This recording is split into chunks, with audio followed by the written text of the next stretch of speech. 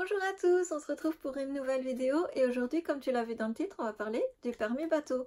C'est le tout premier permis pour les bateaux, c'est le permis pour les bateaux à moteur, le côtier. Et donc ça, c'est ce que j'ai passé cet été et que j'ai réussi. C'est la bonne nouvelle de l'été, on va dire. Et du coup, j'avais envie de te faire une petite série de vidéos autour de l'examen pour te raconter comment ça se passe, les notions qu'il faut connaître, les choses à apprendre, à étudier et comment j'ai travaillé, ça peut peut-être te servir. Et peut-être que toi aussi tu envisages de le passer ou tu aurais envie de le passer mais ça t'impressionne, tu sais pas trop comment ça se passe, donc voilà. Donc j'ai décidé de partager cette expérience avec toi. Alors déjà en tout premier lieu, si ça te stresse un petit peu, je vais te rassurer, c'est mon tout premier permis. J'ai même pas le permis voiture, j'ai pas de permis de scooter, rien du tout, c'est le tout premier. Et honnêtement je pense que c'est le permis que les 3/4 des gens qui habitent à la mer ont dû passer un jour. Donc c'est pas très compliqué, ça va bien se passer. Donc aujourd'hui, je vais te parler sur toute la théorie, de tout ce qu'il faut connaître, voilà, sur la partie théorique et de comment ça se passe,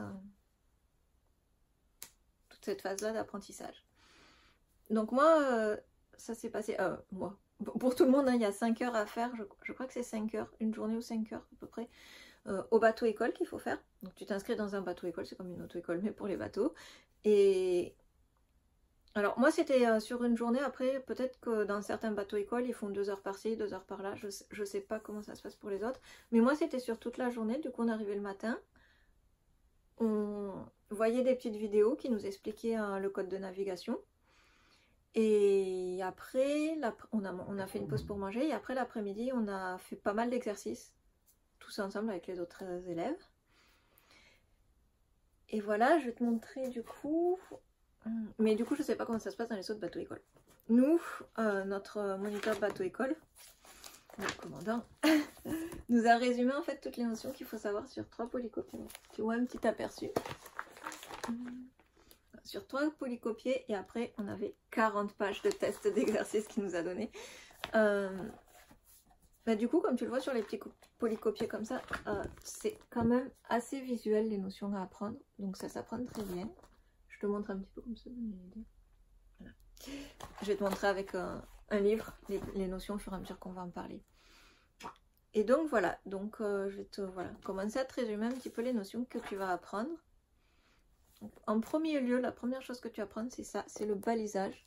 Donc en fait, c'est des espèces de bouées qui flottent sur l'eau et qui vont servir à te repérer avec ton bateau, à savoir... ce que tu fais suivant les situations avec ton bateau en fonction des bouées. Donc c'est un peu comme tes panneaux de signalisation sur la route, on va dire. Sauf que là c'est sur l'eau et ça te dit si tu es face à un danger, si tu dois aller à droite, au nord, au sud, etc. Voilà. Donc ça c'est pas compliqué, tu le vois, elles ont toutes des formes différentes. C'est très visuel en fait, je trouve. Il y a plein de couleurs, il y a des formes différentes, du coup ça saute aux yeux, on va dire, et c'est assez facile à apprendre.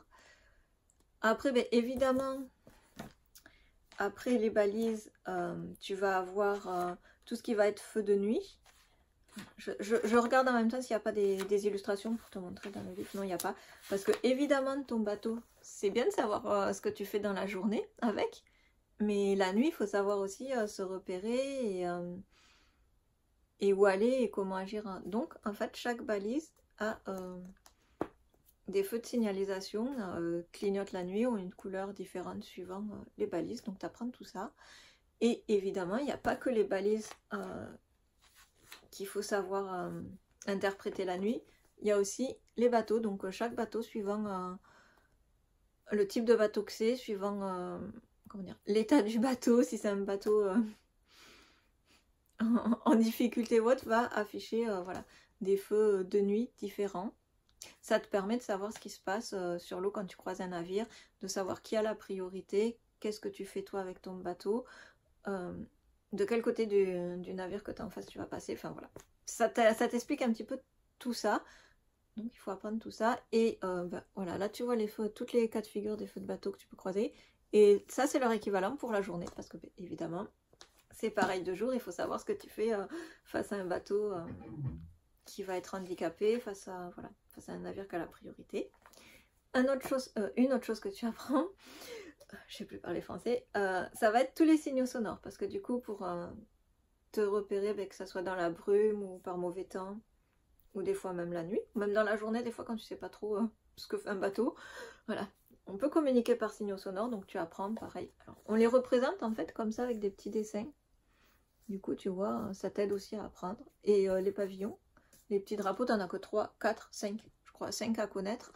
Pour savoir ce que tu fais quand tu vois un bateau qu'arbore tel pavillon. Etc., etc. Donc ça, c'est pas très compliqué, honnêtement. Les signaux sonores, c'est pareil. Ça s'apprend très vite, il n'y en a pas beaucoup à apprendre. Mais c'est voilà, indispensable pour savoir ce que tu fais quand tu es dans la brume et que tu vois pas les autres bateaux environnants. Tu communiques par signaux. Donc voilà. Après, tu as un petit... Comment dire? Donc les feux, je te dis les balises, les feux de nuit, les balises. Évidemment, les signaux sonores, on en a parlé. Tu as un petit encadré assez très court, comme ça, sur l'environnement et sur l'écologie. Alors là, il n'y a vraiment aucune inquiétude à avoir. C'est vraiment du bon sens. Hein. Honnêtement, voilà. Tu le lis une fois, c'est bon, tu l'as enregistré dans ta tête. Tu le sais. Pareil pour la pêche. Il y a 2-3 trucs de réglementation à savoir. Franchement, voilà. Ça, c'est pas ce qui va te poser problème à apprendre. Après, tu as effectivement tout ce qui va être signaux de détresse à apprendre. Qu'est-ce que je peux te dire? C'est pareil. Hein. Tout ça, c'est des trucs, ça s'apprend hyper vite. C'est pas compliqué. Je pense que ce qui va être le plus long pour toi à apprendre, ça va être les balises et les feux. Les feux de navire, les feux de nuit et les marques de navire. C'est vraiment, je crois, les choses qui ont posé le plus de problèmes à mes petits copains de bateau école. Donc voilà, après tu as un petit truc sur le matériel de sécurité. Pareil, on ne te demande pas de l'apprendre par cœur ça. Tu le lis une fois, tu en as pris connaissance, ça va. Et après tu vas avoir tout ce qui va être... bon, évidemment, les signaux, la signalisation au port en fait. La capitainerie. Sur les sémaphores, etc. Donc voilà, tout ça c'est vraiment des choses pas compliquées à apprendre. Et après, il y a quelque chose que j'ai adoré moi, ce que j'ai préféré, c'est, je sais pas si tu vois là, il y a des tout petits signaux. En fait, ça va être une introduction à la carte marine pour savoir lire une carte, etc. Et franchement, moi, ça c'est ce que j'ai préféré. C'est vraiment, ouais, voilà, ce que j'ai préféré, c'est apprendre à lire la carte. Et même c'était assez frustrant parce que dans tout ce que tu fais dans ce permis, en fait, moi j'ai trouvé que c'était assez frustrant pour tout, c'est que tu vois vraiment un peu les choses de façon un peu saupoudrée, ça va pas en profondeur des choses. Et là, la carte marine, j'aurais aimé faire plus de trucs avec. Mais bon, c'est pas grave, on verra ça pour plus tard. Et c'est vraiment intéressant, du coup, ben voilà. Et c'est indispensable de savoir lire ta carte marine, même si tu fais que du côtier, notamment pour repérer si sur ton trajet il y a des épaves, il y a des roches qui risquent de taper ton bateau, si tu as assez de profondeur pour passer avec ton bateau, etc. Donc voilà. Donc tout ça, c'est... super important à savoir, les trucs de la carte marine. Même si maintenant, bon, avec les outils GPS, tout ça, c'est quand même moins... Notre vie en dépend moins, on va dire, parce qu'on peut aussi avoir des applications sur le téléphone pour se repérer et pour savoir où on va, pour savoir les dangers sur l'eau. Mais voilà, la carte marine, c'est... Enfin, moi, ça m'a bien plu d'apprendre à faire ça. Et après, tu as évidemment tout ce qui va être la radio. Donc là, j'ai pas d'image à te montrer. La VHF, comme ça s'appelle. Parce que ben, tu le sais, sur l'eau, peut-être que tu le sais, peut-être que tu le sais pas en fait. Sur l'eau, on communique par radio, c'est un peu comme des talkie-walkie. Et du coup, il y a tout un petit vocabulaire à apprendre autour pour signaler si tu as un problème. Pour appeler la capitainerie, tu as des numéros qu'il faut savoir pour appeler, que ce soit la capitainerie, si tu veux prendre des informations, que ce soit le cross si tu as des problèmes, si tu as besoin d'aide. Donc voilà, donc tu as tout un petit vocabulaire autour de la radio qu'il faut apprendre. Bon, pareil, c'est pas très difficile. Hein. Honnêtement, rien dans ce permis n'est difficile. Donc déjà, tu peux te déstresser là-dessus. Et du coup, en lien avec la radio, ce qu'il va falloir que tu apprennes, c'est l'alphabet phonétique international. Tu t'en as sûrement déjà entendu parler, Alpha, Bravo, Charlie, tout ça. Ça s'apprend bien aussi. Hein. il n'y a pas de mauvaise surprise en fait dans toutes ces choses à apprendre, ça prend vraiment vite. Et je crois que la dernière chose dont je t'ai pas parlé et que tu apprends, c'est tout le vocabulaire maritime, je vais appeler ça le vocabulaire maritime, en fait ça va être tout ce qui concerne les marées, la météo, tout ce qu'il y a d'autre. Je crois que c'est à peu près tout, enfin voilà. C'est pas... Si tu habites à la mer, et il y a quand même de grandes chances que si tu passes ce permis, c'est parce que tu habites en bord de mer ou parce que tu viens régulièrement à la mer, le vocabulaire maritime, tu le connais peut-être déjà en partie, et a priori, apprendre le reste que tu connais pas, ça va t'intéresser a priori. Donc ça va bien s'apprendre. Qu'est-ce que je peux te dire d'autre sur les... Désolée, je regarde le petit guide en même temps pour pas oublier de te dire des choses importantes, mais je crois que je t'ai tout dit. Évidemment, dans le vocabulaire maritime, tu as tout ce qui va être les échelles de vent, la force des vagues, etc. Donc voilà, je sais pas si je m'exprime bien. C'est difficile à expliquer tout ça quand on... Voilà. Comme ça en live sur une vidéo sans filet. Donc voilà à peu près pour les notions théoriques qu'il faut connaître. Donc tu vois, c'est pas grand chose, c'est pas la mer à boire. Sans mauvais jeu de mots. Donc après, comment j'ai étudié moi? Je vais plutôt te parler de ça parce que c'est ça qui va t'être plus utile, je pense. Parce que les notions à étudier, tu les retrouves dans n'importe quel livre, dans n'importe quel site sur internet qui parle du permis. Tu vas les avoir, les notions. Et je parle déjà beaucoup trop. Donc, comme je te disais, voilà, notre commandant nous a fait 40 pages d'exercices. Et honnêtement, c'est le meilleur conseil que je pourrais te donner vraiment. Fais un maximum d'exercices. Un maximum d'exercices. Pour que, en fait, les réponses viennent du tac au tac.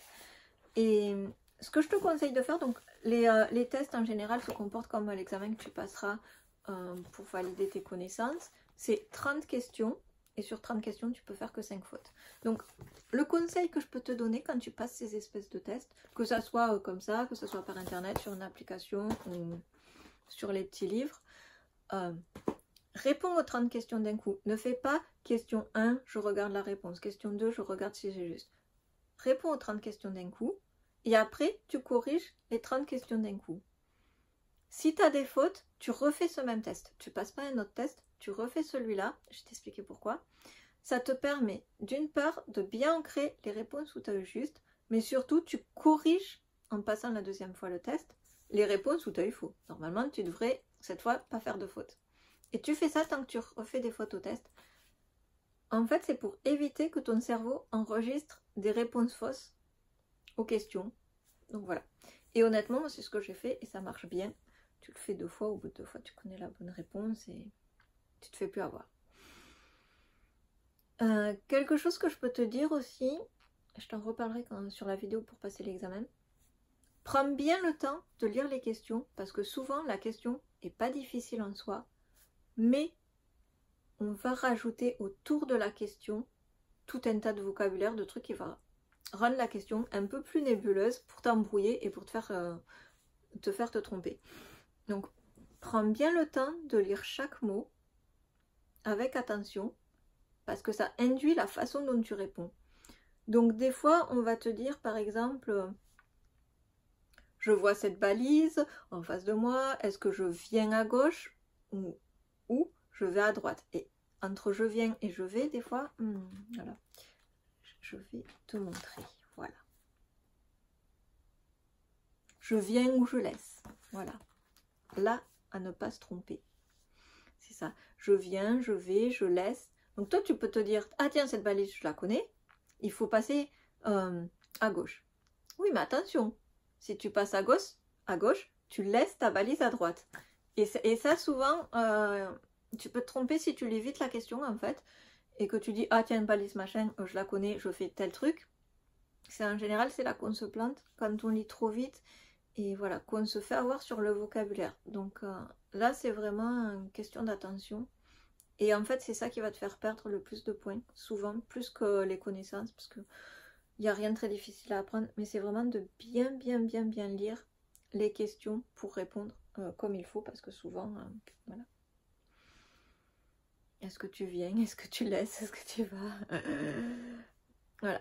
Donc ça c'est vraiment le piège qu'on essaye de te mettre, de t'embrouiller un petit peu la tête avec les questions, ou des fois en fait des questions un peu à rallonge, et où en fait la question peut être résumée en 3 mots, donc il faut juste que tu arrives à faire abstraction de tout ce qu'il y a autour des questions, des difficultés, et te concentrer sur les notions en fait. Donc voilà, donc moi ce que j'ai fait pour réviser, qui m'a bien aidé, donc je t'ai dit plein de tests, et quand je dis plein, c'est que j'en ai fait vraiment beaucoup. En fait j'ai une mémoire très visuelle et très graphique, du coup, et c'est un conseil que je peux te donner aussi, multiplie les sources de tests, comme ça tu vois plusieurs façons dont sont posées les questions, parce que ça reste que des exemples de choses que tu pourras avoir le jour où tu passes l'examen. Donc ça ressemble à ce que tu auras, mais ce ne sont pas effectivement les questions officielles que tu vas avoir dans l'examen. Donc comme ça te montre plein de façons de poser les questions. Et du coup, si tu as le même problème que moi, que tu as une très bonne mémoire, c'est-à-dire que si tu fais un test une fois, 2 fois, ton cerveau va enregistrer que dans le test 1, l'ordre des réponses est A, B, B, C, A, A, etc. Mais quand tu vas le refaire une 3e fois, juste ton cerveau aura enregistré l'ordre des bonnes réponses, mais il ne sera pas en train de réfléchir intelligemment la question, à comprendre la question, et il recrachera juste l'ordre des bonnes réponses. Donc c'est pour ça que moi j'ai fait un maximum de tests. Je te dis un maximum, c'est vraiment un maximum. Donc voilà, qu'est-ce que je peux te dire d'autre? Donc ça c'est vraiment, voilà, fais plein de tests pour justement prendre l'habitude de cette façon dont est formulée la question, que ça soit plus une source de stress en fait le jour où tu passes l'examen, et que ça soit vraiment une gymnastique que ton cerveau fait tout seul, voilà, je lis la question, je repère entre guillemets les pièges, et la réponse sort du tac au tac. Donc voilà, c'est vraiment ça que je peux te conseiller, de faire le plus de tests possible. Et après moi ce que je me suis fait pour apprendre les notions justement, comme je te disais, c'est un permis où tout est visuel. Je me suis fait des petites flashcards, comme ça, comme tu vois, je me suis dit tout est hyper visuel. Donc tu peux te faire des choses avec des petits dessins, des petits symboles, des petites couleurs. Et comme ça te permet d'apprendre. Et c'est mon 2e conseil que je voulais te donner. Les applications, il y a des applications, des sites internet, c'est très bien. Mais écrire les choses, ça t'aide aussi à les apprendre. Donc n'hésite pas à te faire soit des fiches de révision, soit un super jeu de flashcards comme ça. Et tu vois, tu prends ta fiche, tu te poses ta question, tu te dis fais ta réponse, tu peux jouer tout seul. T'as besoin de personne pour te faire réviser. Et honnêtement, pour moi, ça marche bien. Après, voilà, comme je te disais, moi j'ai ce type de mémoire, et on a tous une mémoire différente, donc il faut que tu trouves les outils qui marchent le mieux, mais ça te donne un exemple. Pour moi, le fait d'écrire me fait retenir les choses, donc rien qu'en faisant mes fiches, en fait, j'ai appris les notions qu'il fallait apprendre, et après, je me suis même pas servi de mon jeu, quoi. Mais voilà, j'avais fait mes flashcards et c'était ancré dans ma tête, et comme je te disais, l'avantage c'est que tout est très symbolique, en fait, dans ce permis. Du coup, ben moi voilà, j'écris et c'est enregistré dans mon cerveau. Et après, quand la question se pose, je sais pas comment t'expliquer, mais c'est comme si les symboles apparaissaient devant mon écran mental. Et toutes les bonnes réponses apparaissent sous forme comme ça de dessins, de symboles. Donc ça peut vraiment t'aider de faire des petites fiches de révision, des petites flashcards comme ça. Et c'est vraiment un conseil que je te donne. Si tu as une mémoire assez visuelle, écris les choses, n'hésite pas à... voilà, à écrire, et ça t'aide vraiment à apprendre. Même quand tu passes les tests, en fait, écris la question et écris la réponse si tu as besoin. Si ça t'aide, tu peux faire ça. Après, moi je l'ai pas fait pour tous, je l'ai fait peut-être au début, je crois, les 2 ou 3 premiers tests, et après je suis passée directement aux réponses, parce que n'allez pas perdre la journée là-dessus non plus, mais voilà. Je pense que c'est à peu près tout ce que je peux te dire pour la théorie. Pour les conseils, ben voilà, je t'ai dit, fais des tests au maximum pour que tu gagnes en rapidité en fait. Et c'est peut-être la chose qui va te stresser le plus au départ. C'est le temps, parce que tu es limité en temps quand tu vas passer l'examen. Mais honnêtement, si tu as bien étudié, et c'est pas grand chose à étudier, honnêtement, en une semaine, tu as appris les choses et tu passes. Enfin, moi, ça s'est passé comme ça.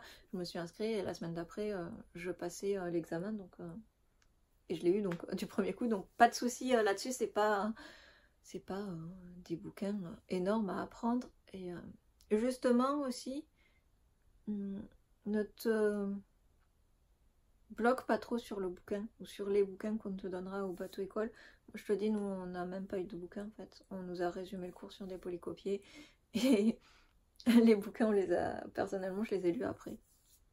Donc voilà ce que je peux te dire concernant la partie théorique.